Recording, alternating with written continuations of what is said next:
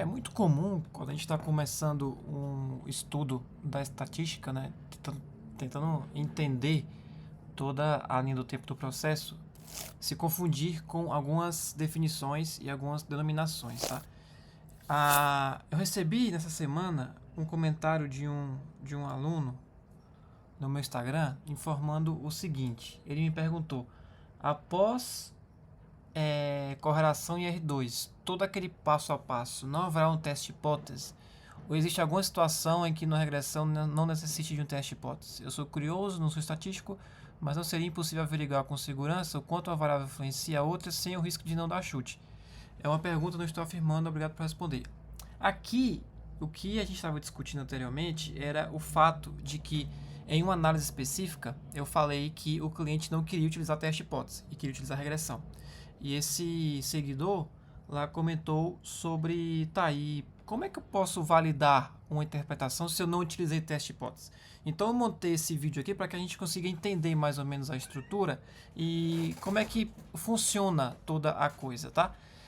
O meu objetivo aqui é ser bem breve, tá? Então o vídeo vai ser bem curto para que vocês consigam entender de uma forma bem mais rápida, tá? Então, eu vou fazer uma breve explanação sobre o contexto de comparação, sobre o entendimento do efeito da regressão, falar um pouco sobre métricas, testes e limites e depois a aplicação e a mensagem final para a gente fechar o vídeo, tá? Então, indo para o contexto de comparação, a ideia é que, sem teste hipótese, como é que eu posso saber se existe relação, se essa relação não é mera coincidência? É uma dúvida legítima, como falei para vocês, e revela, claro, uma preocupação com o rigor estatístico, porque quem está preocupado com isso está preocupado com, de fato, entender como é que funciona toda a linha do tempo e de como é que, de fato, eu vou validar a minha amostra e os resultados que eu estou coletando, tá? Então, o erro comum é achar que todo problema começa por um teste. Na estatística a gente não tem apenas o teste hipótese como uma validação final do que você coletou, tá? A estatística ela pode responder perguntas diferentes com ferramentas diferentes. Então, em um momento eu posso utilizar teste hipótese, no outro eu posso utilizar regressão, no outro eu posso utilizar, por exemplo, algoritmos de aprendizado de máquina. Então, para cada objetivo, o teste hipótese seria para comparação, a regressão seria para estudar efeito e o aprendizado de máquina seria para fazer predições. Eu tenho uma abordagem diferente, tá?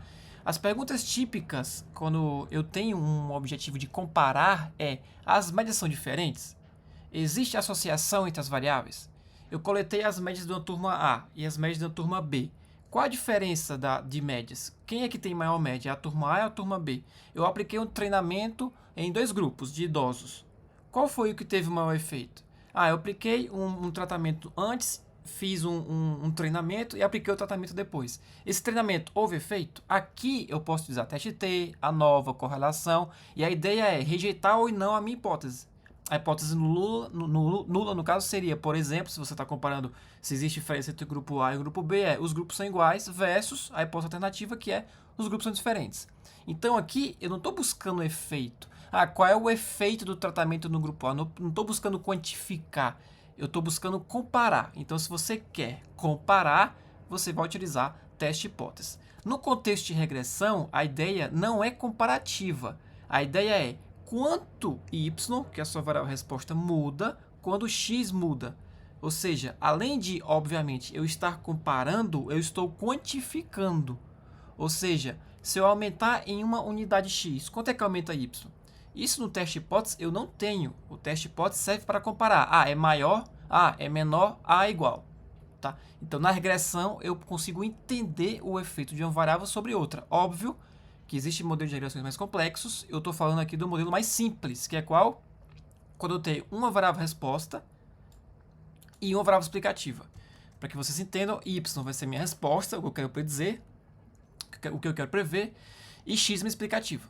Tá? Então, eu tenho esse modelo de regressão que vai justamente, essa equação do primeiro grau vai me dar o formato, vai me dar quantitativamente, né, o efeito de uma variável sobre outra. Então, y é a minha resposta, x é minha explicativa, beta 0 é um valor médio quando y é igual a 0, perdão, quando x é igual a 0, ou seja, quando não tem um efeito, e beta 1 vai ser o efeito médio de x sobre y. Então, esse parâmetro aqui, que vai ser estimado por um estimador, vai me dar o efeito que acontece em x para eu ter em y. Ou seja, o efeito médio de x sobre a minha variável resposta. E um erro vai ser uma variação que a gente não consegue explicar. Geralmente a gente faz a suposição de alguma distribuição para esse erro normal, né? Distribuição normal, para que consiga estimar os parâmetros de interesse. Mas o meu foco não é esse, o meu foco é voltar aqui para a ideia de regressão e teste hipótese. Então, o que a regressão realmente faz? Ela estima efeitos, não apenas associações. Então, ela permite controlar múltiplas variáveis simultaneamente ou apenas uma, que era o nosso caso aqui. Nesse caso, eu tenho uma variável apenas, que é o x. Eu tenho o parâmetro respectivo a ele, que é o beta 1, afetando a y. Mas eu posso ter mais. Eu posso ter um beta 2x2, um beta 3x3 e assim vai, tá? Então, a ideia aqui é produzir uma resposta quantitativa clara. Qual é o efeito da variável na resposta? E isso é dado pelo respectivo parâmetro da variável. No caso aqui, eu tenho o beta 1, x. Se eu tivesse um x2, eu teria o seu beta 2. Se eu tivesse um x3, eu teria o seu beta 3. E assim sucessivamente, tá? Então, falando um pouco sobre métricas, testes e limites. A gente tem algumas métricas que são muito conhecidas. A correlação e o R², que é o coeficiente de determinação. Não confundam. Correlação, ela mede uma associação global. Eu tenho duas variáveis contínuas e eu quero fazer uma prévia da regressão. Antes de começar a regressão, eu vou avaliar se y e x tem alguma relação linear. Porque se não tiver, como é que eu vou utilizar o modelo de regressão linear? O modelo de regressão é linear. Se a relação entre as duas variáveis não é linear, como é que eu vou utilizar esse modelo? Então, o primeiro ponto que você tem que verificar aí é a correlação. Veja que a correlação não implica causalidade, não te quantifica efeito, não faz comparação. É descritiva. Correlação faz parte de análise exploratória e descritiva de dados. Então, primeiro eu faço uma breve descrição, uma breve exploratória dos dados, que inclui calcular média, moda, mediana e correlação. Tá? Então, correlação faz parte do passo inicial. Beleza, peguei os dados. Existe uma correlação positiva, negativa, muito forte. Seja positiva, seja negativa, né? Muito forte. O que é que eu faço? Ajusto o modelo de regressão. Quando eu ajusto o modelo de regressão, eu obtenho algumas métricas. A mais conhecida delas é o R², que é o coeficiente de determinação. Ele vai medir a qualidade do ajuste do modelo. Quanto maior, melhor. Porém, não se pode confiar apenas no R2. Tá? O que eu quero dizer é que são métricas úteis, importantes, mas nenhuma delas garante causalidade. Elas ajudam a descrever, não provar a causa do efeito de x em y. Tá? Então, testes que eu quero falar para vocês serve para comparar e regressão serve para calcular efeito. Mas não existe teste dentro da regressão? Existe. Quando eu estou querendo validar se existe de fato efeito, ou seja, se esse beta 1 é significativo, porque se ele não for significativo, eu tenho apenas o beta 0, ou seja, a relação entre y e x não pode ser descrita por uma reta, ou, perdão, por uma relação linear. Então, o efeito aqui seria y igual a beta 0, é uma constante, ou seja, x não afetaria y.